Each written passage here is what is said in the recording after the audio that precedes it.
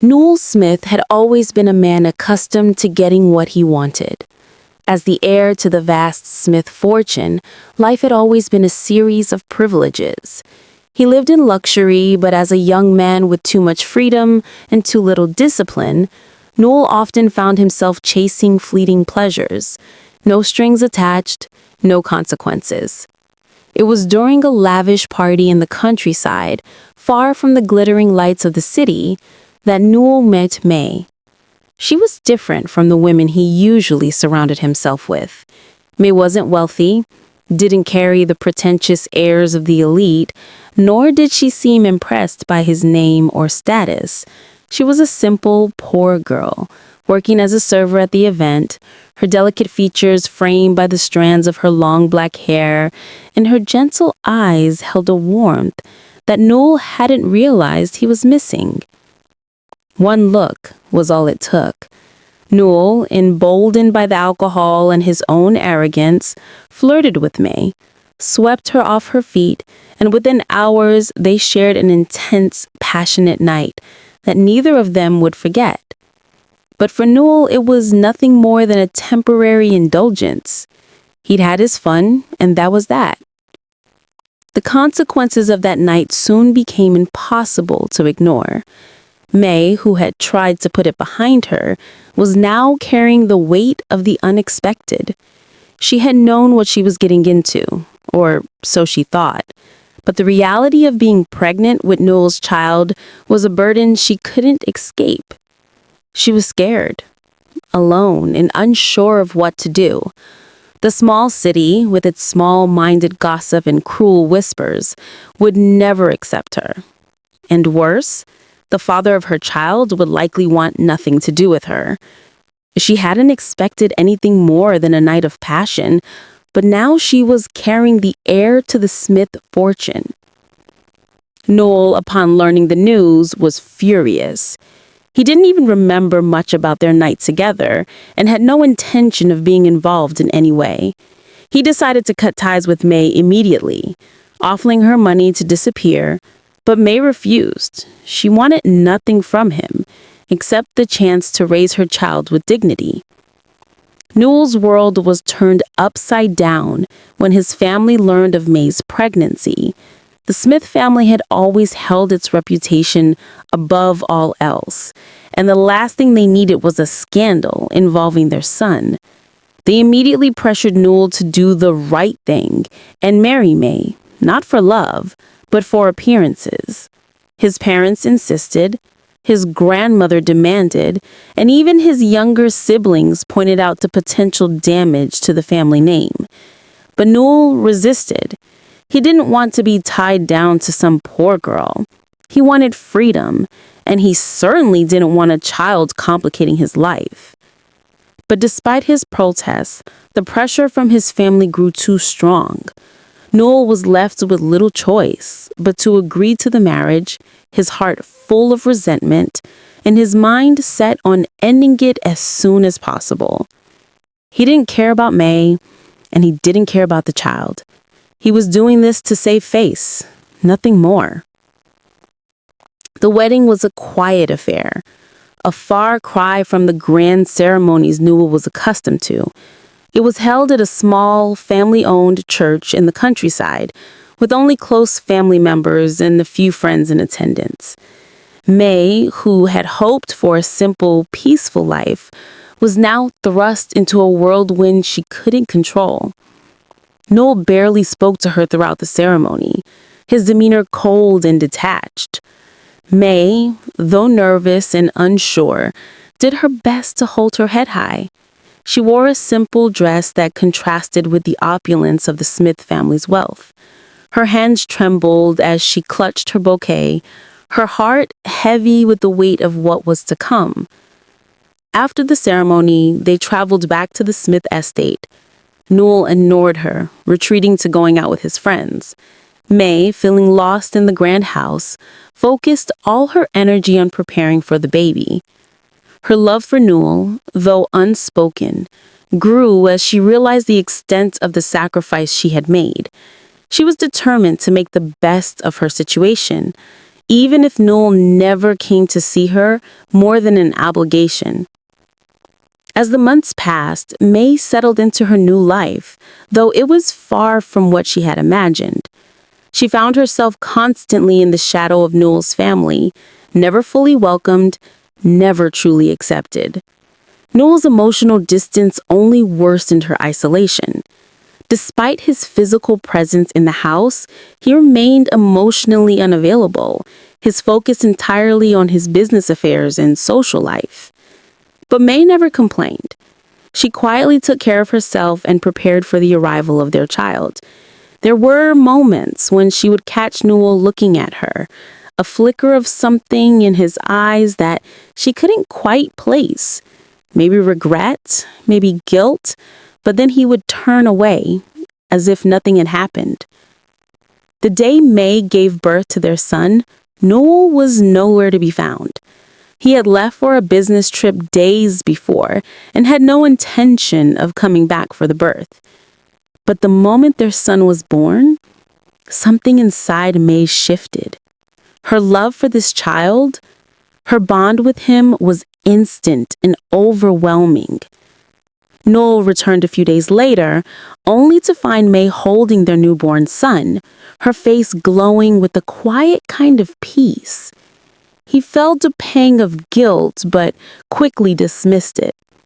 He had no idea how to be a father, how to care for someone so small and vulnerable. But as he watched Mei with their child, something in him stirred. There was a tenderness in her that he couldn't ignore.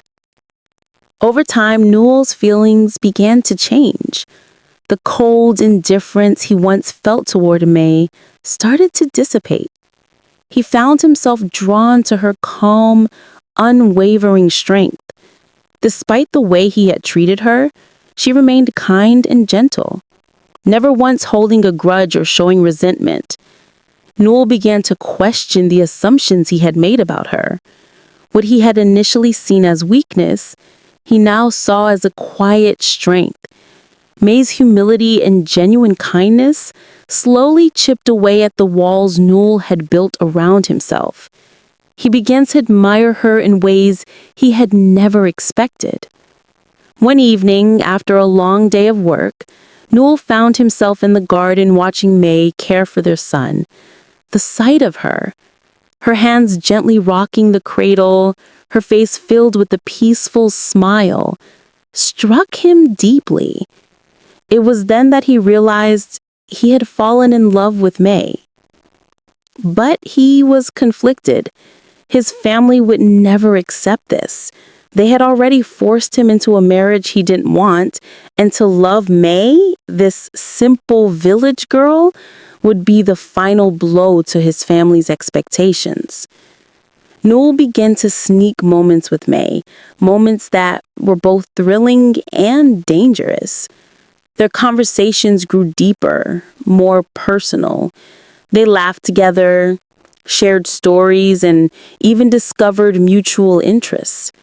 Mei, despite knowing that Nuel didn't love her, found herself opening her heart to him. But their love was forbidden, a love that could never survive in the world Nuel came from. Every time he was with Mei, he felt torn between his growing feelings for her and the pressure to live up to his family's expectations. Nuel's family, sensing the growing connection between him and Mei, decided to intervene.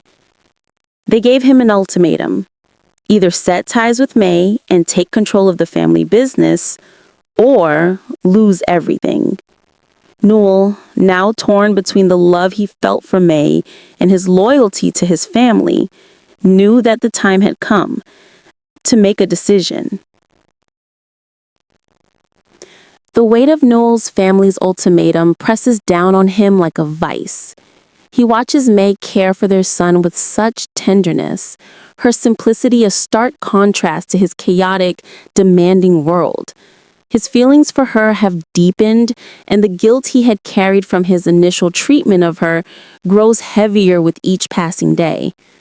Nuel stands in his family's opulent living room, facing his father, who looks at him with cold, calculating eyes. You know what's at stake, Nuel. Your duty is to the Smith name, to the legacy we've built, not to this farce of a marriage to that poor girl. His father spits the words out as though they're dirt. Mei isn't some project or a pawn. She is my wife. His voice falters as he looks toward the door, his thoughts momentarily drifting to Mei, who is at home with their son. He's filled with deep longing, a sense of peace he's never known.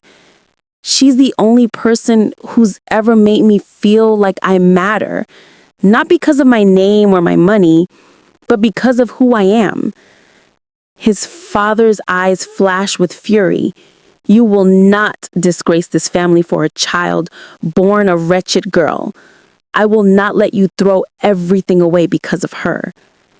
Nuel feels the weight of his father's words, but his heart tells him otherwise. Mei and their son are the family he now wants. The decision, for better or worse, is in his hands. That night, Nuel leaves the family mansion and drives home, his heart racing. When he enters, he finds Mei sitting in the living room, their son asleep in her arms. She looks up at him, her face soft and peaceful, yet there's a quiet sadness in her eyes. "You're late," she says, her voice tinged with the weariness of the days that have passed without his presence. Nuel walks over and kneels in front of her. "Mei, I don't know how to say this, but I've been living in a world of expectations that don't matter anymore. I don't want to be that person anymore. I've made mistakes, huge mistakes, and I don't want to live without you and our son." Mei's eyes widen in surprise, but then the guarded sadness she's carried for so long seems to melt away. She swallows hard, her heart pounding in her chest. "Nuel, you said that before, but nothing's changed. Your family, your life, they still have control over you. What if I can't be the person you need?" Nuel shakes his head, his hands gripping her gently. "I don't need the world, Mei. I only need you and our family. I'm done pretending. I'm done with my father's world, done with the obligations. I want to be with you, no matter the cost." Nuel's declaration sets into motion a series of events that change the course of his life. He walks away from his family's business, refusing the role that was destined for him. He cuts ties with his father and the Smith legacy, knowing that it might cost him everything.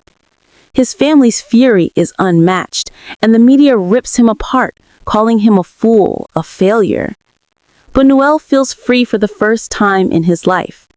The weight of his father's expectations is lifted, and as he stands by Mei, he knows that the only thing that truly matters is the family they've built together. Mei, though hesitant at first, begins to believe in the future Nuel envisions for them. She never wanted his wealth or his family's approval. She only ever wanted to love and be loved. In the months that follow, Mei watches Nuel grow into the man he always could have been. A man who values the simple things, who cherishes his son and his wife, and who doesn't define his worth by his name. As the years go by, Nuel and Mei's love grows stronger. They face challenges, of course, sometimes financial struggles, sometimes the whispers of those who doubt their unconventional family. But every obstacle they encounter only deepens their bond.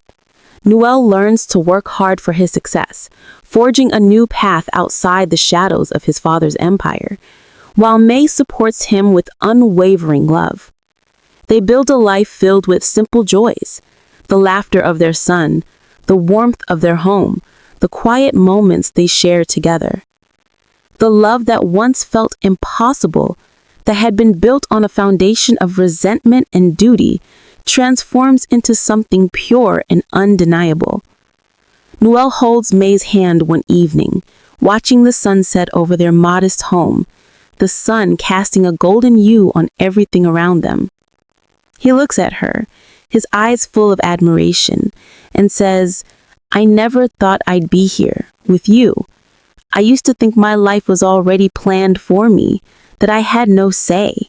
But now I see that I've never had to follow anyone's plan but my own. Mei smiles, her heart full.